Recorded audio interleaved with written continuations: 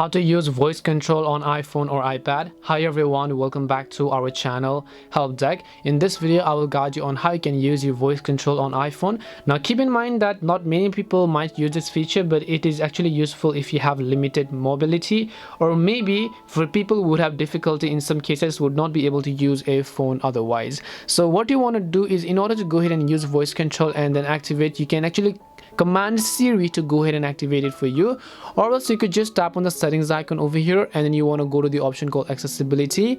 Once you go to accessibility, you want to simply look for the option called voice control. Once you go to voice control, you just want to make sure to turn it on. Now when you turn on voice control, you will see a blue microphone at the top left of the screen, which is an icon that displaying that your phone is using your microphone. Now you can go ahead and command your iPhone to do whatever you want. So for example, in this case, you can simply say go to the home screen. So as you can see, it will just give me the command, right? So if I say swipe right, swipe left, open settings,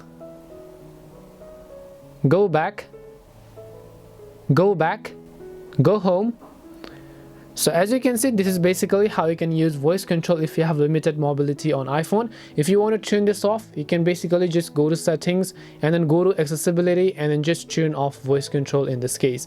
And this is simply how you can turn on and off and then use voice control on your iPhone. We hope the video was really helpful, and if it did help you, then make sure to leave a like and subscribe to the channel. If you have got any more questions, queries, or doubts, make sure to also leave them down. Thank you very much for watching, and see you in the next video.